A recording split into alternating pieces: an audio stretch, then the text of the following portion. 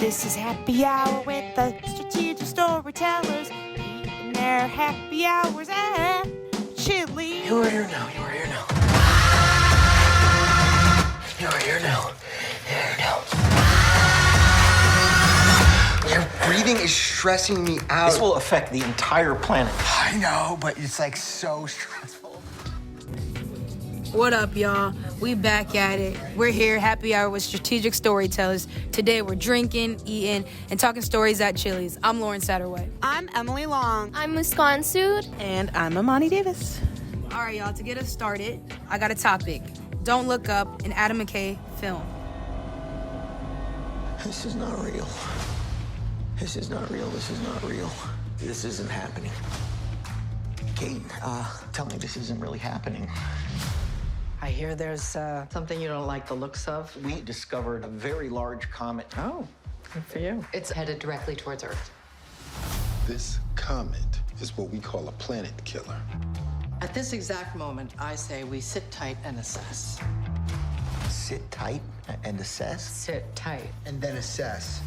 The sit tight part comes first, then you gotta digest it. That's the assessment period.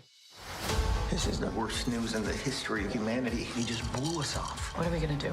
We have to release the information. I thought it was good, or it was all right. It made me laugh, but I felt some reactance from the movie. What do you guys think?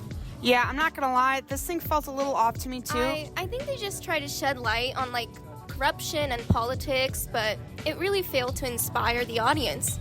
What do you guys even think the purpose of the movie was? Well, that's the thing. There was no call to action. Ultimately, I think it was this attempt, metaphor from climate change and the lack of urgency surrounding it. Scientists say to avoid global warming. Oh, sorry. Yes, sir. I don't think we need any more margaritas. We're just doing a podcast for a group project. All right. Thank you. It's good stuff. Okay. It's fine. I think roll with it. This is Keep funny. going. Okay. Okay. So, honestly, I don't think there was a call to action. Ultimately, I think it was this attempt metaphor for climate change and the lack of urgency surrounding it. I got this from a source. Scientists say to avoid global warming of 1.5 degrees by 2020, which is relative to the pre-industrial level, global emissions must be reduced by 7% per year starting immediately. So I think we need to look at it from the lens of principle 4. And if you guys forgot, in the short term, be subtle about the strategic intent of the story and be overt in the long term. If the message feels too direct, it will induce psychological reactance and backfire.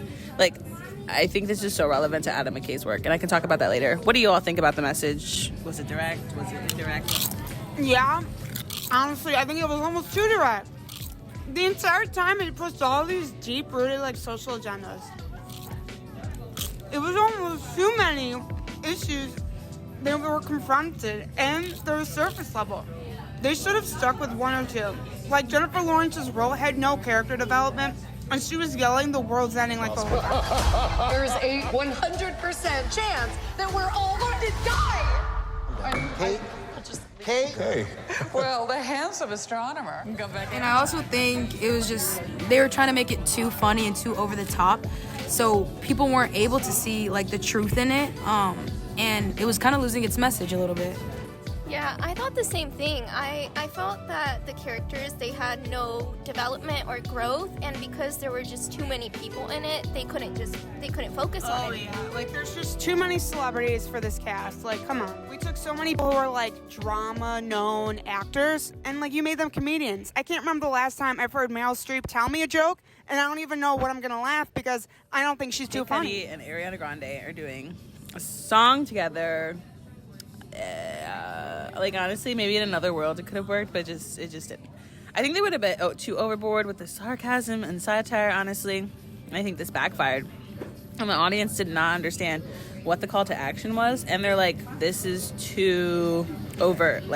There's no guessing here. There's no questions. It's like everything's laid out in front of me already. Oh yeah, scream it from the rooftop. I agree. I think that the audience, they just missed the message, and it probably would have worked better if they used a drier writing style like The Office or Veep. Oh, I love The Office. I love Veep. Muskan, you're so right. Like, a writing style that's mockumentary probably would have elevated this movie and got more people interested, for sure. And with that being said, it just makes sense why people didn't even really know about the movie. I remember going on Netflix one day and seeing Jennifer Lawrence and Leonardo DiCaprio popping up on my Netflix and saying, what is this? It's crazy that there's so many celebrities in this movie, yet nobody heard about it. It wasn't promoted really anywhere. Exactly. And now I think we need to take a look at Principle 13. And Principle 13 says, anger appeals in narratives, and it can galvanize individuals to take action if it is clear that something can be done to solve the problem or remove the threat. I hope she's got us all taken care of, but the truth is, I think this whole administration has completely lost their mind, and I think we're all gonna die! Where do you guys see anger in the movie? I feel like everyone is angry for their own reason. I remember one scene where, throughout the whole movie, you see Jonah Hill and Meryl Streep are constantly arguing back and forth. They don't have a great relationship. It sucks. But there's this one scene where Jonah Hill was left behind when his mother went on the spaceship to the future. That says a lot about their relationship. You have fun with Jason. Jason? Oh, shit. She's come back. Yeah, and Leo's family rifted because he cheated on his wife with the reporter, and then he ultimately just went back and begged for her forgiveness. Jennifer Lawrence's family literally disowned her.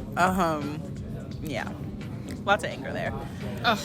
Anger shows up as betrayal, hurt, and misaligned values. It's just loading up this entire movie, like filling up. But there's no release. This causes a dissonance for audiences. Like, if we're thinking about narratives, guys, it also incites most of this character's behaviors and actions. For me, it's hard to be transported into a story that's just angry the whole time. There's no emotional flow. There's no shifting within the film. It's just really hard, and I had dissonance and a reactance. I completely agree, but I will say there's some points in the movie where transformation is necessary, and it is there. Think about it. These two astronomers that were trying to tell the world about a comet hitting, they're scientists who constantly have facts, and people never truly believe them. They always write them off. And I can see scientists today, feeling that same anger for people not listening to them. Look, let's establish once again that there is a huge comet headed towards Earth. And the reason we know that there is a comet is because we saw it. We saw it with our own eyes.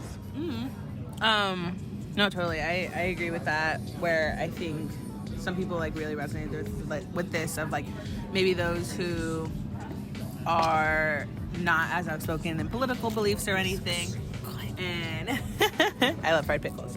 Not as outspoken in political beliefs, in their circles or in their own personal life, of being oh my God, this is what I've been feeling. But ultimately, I think everyone has a reason to be angry, even the audience, in how we are being reflected in the characters and situations. Sometimes, in regards to climate change deniers, I feel like the film is a bit alienating for them and not allowing room for discussion and future solutions. And then those who believe in climate change might also be a little offended by the tone, feeling like they're being a little talked down to or belittled. Yeah, I think the lack of call to action is shown when all these characters are using social media as a way to prove if the comet exists, it doesn't exist, but in the end, it doesn't even amount to anything. You're right. What do you guys think Adam McKay or the writers could have done differently? What can the audience members do to help? Is it really hopeless? Are we just going to be killed by a big comet one day? I think we need something more, especially at the end, to have more nuanced conversations with each other, or really spark some change, where I feel like his prior movies did that a lot, where I love the movie Vice, and I felt inspired after that and was I need to tell everyone about this, whereas I didn't feel that way with Don't Look Up. Yeah, I read this article and it stated that the broad scope of the film is what led to its downfall. And I couldn't agree more. I think that it just led to a disorganized plot overall, and there was no clarity of the purpose.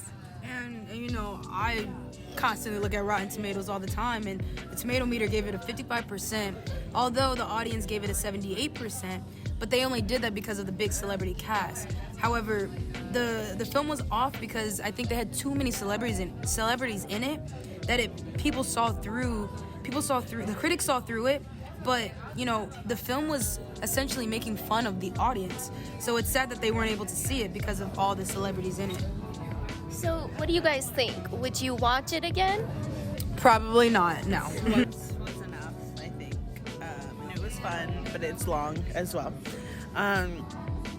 But I'm curious, like, what do you guys think this says about the entertainment industry in general? Comedy's out the window. I think the pandemic has shifted a lot of our perspectives, and whatever has happened within the pandemic, I think people are just intolerant to these ridiculous narratives. People have been like together, like in their own homes for so long, and just like writing and creating stuff like solo, like in their own like echo chamber. So a lot of stuff is like coming out that's maybe not as developed or like nuanced as we might have seen pre-pandemic. At this exact moment, I say we sit tight and assess.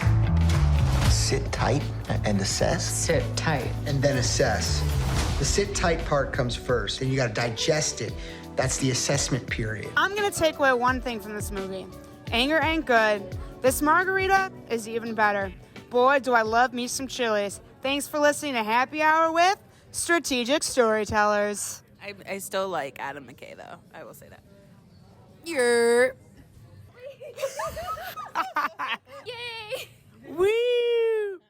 This is Happy Hour with the Strategic Storytellers. Eating their happy hours at